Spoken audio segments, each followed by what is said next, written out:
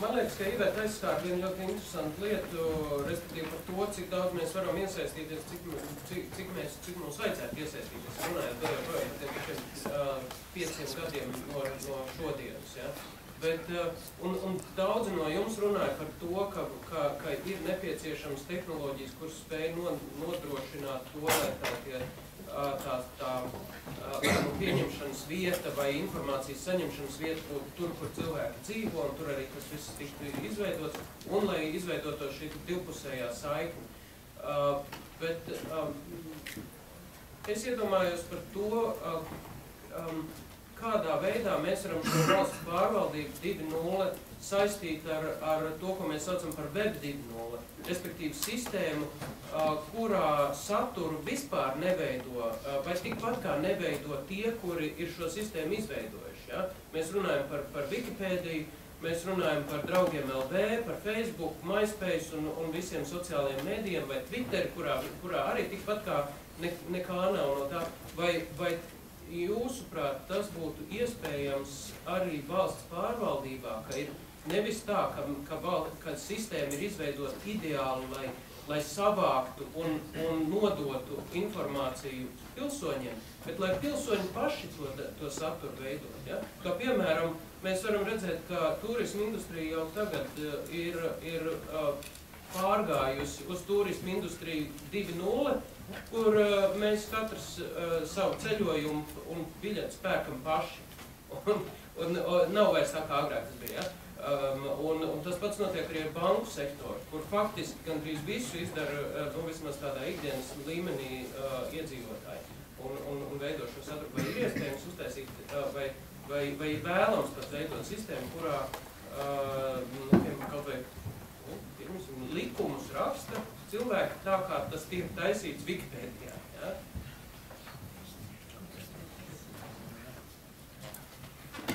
Jā. Es domāju, ka tas noteikti ir iespējams un ka tas arī būtu jādara. Arī es uzreiz varu iedomāties vairākus citās valstīs nomenedžētus veiksmīgus tam piemērus. Pieminēja kopīgu likumu rakstīšanu. Jaunzēlandē kopīgiem spēkiem tika izveidots jaunais policijas likums, jo tomēr ļoti daudzi no arī, teiksim, Latvijā arī es personīgi esmu saskārusies ar policijas darbu. Un, protams, ka mums var būt, ne pa visiem jautājumiem, teiksim, visticamāk ne par policijas darba organizāciju man personīgi, bet, teiksim, kā cietušajiem man var būt, kaut kādi priekšlikumi, kam būtu jābūt policijas likumā. Un, teiksim, par šiem aspektiem man ir ko teikt. Es pieņemu, ka citiem cilvēkiem būtu ko teikt par kaut kādiem citiem policijas darba aspektiem un labām idejām. Tā kā tāds piemērs ir, vai, teiksim, Melburnā, Austrālijā, stratēģiskais 10 gadu pilsētas plāns arī tika izveidoti šādā kopdarbības ceļā, ka patiesībā šie ministrijas vai pašvaldības darbinieki tajā gadījumā bija vairāk kā tādi viedokļu koordinātori. Bet, protams, būtu jābūt ļoti uzmanīgiem dizainējot šādas sistēmas, jo tikpat labi, ja tas nav pietiekami labi izveidots tehnoloģiski, nevienam var nebūt pietiekami interesants. Ja tur nav iedoti pietiekami specifiski uzdevumi, pie kā kur varētu izvēlēties, pie kā konkrētai strādāju, tad tas arī var nenostrādāt. Tā kā es domāju, ka tas ir noteikti valsts pārvaldes nākotnes attīstības ceļš, bet ir jābūt uzmanīgiem ar konkrēto izpildījumu. Manuprāt, tas noteikti ir jādara. Mums viena liela barjera visām mazajām tautām, mazajām valodām, ko mēs redzam uz Wikipēdiju, ko mēs redzam uz kaut kādu gan drukāto, gan elektronisko mēdīju vecāku masmediju laiku lietas, ka nav tās kritiskās masas mums pēc Wikipēdijas. Mēs esam līkni acīm redzami zem tā lūzuma punkta, pēc kurā aiziet uz augšu, kur kā cilvēks maz.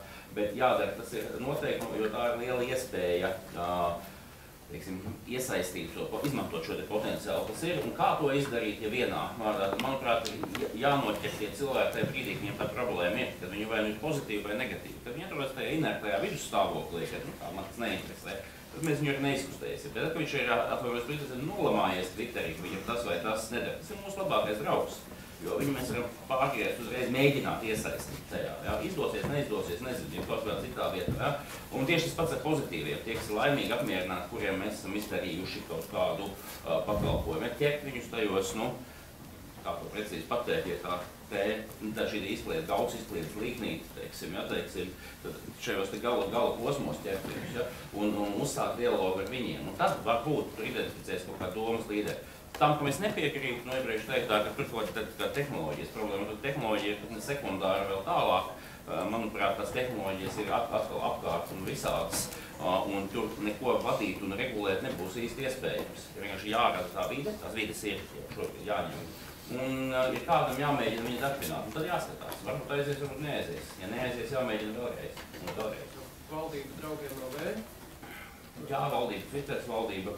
Facebook, tad, kad Facebook paprasa naudu, būs nākošā platforma, un tā viņas ies uz priekšu, Twitters, un pēc 5 gadiem nomirs būs kaut kas cits, bet, nu, krieviski labs teiciens, svjato miesto pusto ne bывает, ja, tad tajā bezmaksas lietu ekonomikā vai digitālo lietu, ja, teiksim, tā virzība nepārprotam ir uz turieni līdzīgi, kā viņa otrā galā būs uz kvalitāti ar lieliem risinājumiem, ja, bet, nu, tas vidus paliks, ja, tātad es domāju, ka, jā, obligāti ir jāiet tur, kur ir cilvēki, nevis jācer mežu vidū un amiņšus atkārtošos un jāmēģina sasaukt no taciņām cilvēki pie sevis, ja, teiksim, tas ir arhaiski jau 5-7 gadu vecs piegājiens. Jā, es daļai vēlētos paturpināt domu par informāciju pieejamību sociālās vidēs, bet vēl gribēju uzsvērt arī to, ka informācijas pieejamība nav viss stāsts. Svarīgākais, kas ir jānodrošina, ir kvalitīvas informācijas pieejamība. Un šeit es gribētu pateikt, ka kvalitīva informācija bieži vien saistās ar labi izstrādātu datubāzi, kur informācija ir aprakstīta, kas tā tāda ir, kā viņa tiek indeksēta. Jautājums šeit ir par standartiem. Valsts pārvaldēji neizbēgami nāksies nodrošināt informācijas pārraides un apraides un publicēšanas standartus arī tālāk uz priekšu. Runājot īpaši par to problēmu, kur faktiski Web 2.0 parādījās kā risinājums. Tīmeklis sastopās ar fundamentālu problēmu, jūs visi to zināt, un tā ir informācijas pārvaldātība. Un, lai šo informāciju pārvaldātību vai netiksim padarīt pārvaldāmāk, mums ir Google, mums ir dažādāki sociālajie tīkli, kas mēģina to informāciju kaut kādā veidā kārtot savāk. Bet tās informācija tikai pieaug. Un mums neizbēgami radīsies vajadzība pēc meklētāju rīkiem, kas palīdz sameklēt informāciju ne tikai pēc šīs informācijas rakstura, bet arī jēgas, ko viņi nozīmē.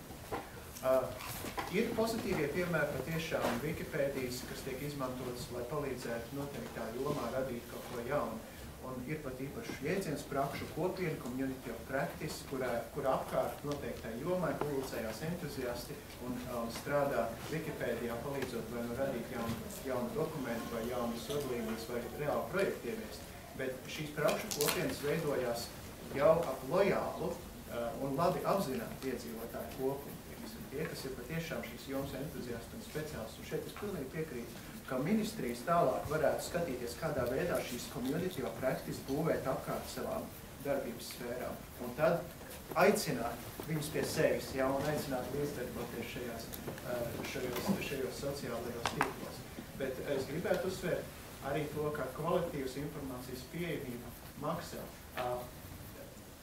Valsts pārvalde var nodrošināt datu bāzes un likt, piemēram, publicēt šīs datu bāzes kopienai, lai viņi tālāk, piemēram, izmanto kartēšanas rīkus un kartē šo informāciju, parāda šo informāciju Google kartēs un taisa visādākus mashups un tā tālāk. Bet, lai šo informāciju valsts pārvalde savākt un publicēt, tās ir izmaksas, tie ir pētījumi, tie ir informācijas apkopošanas sistematizēšana.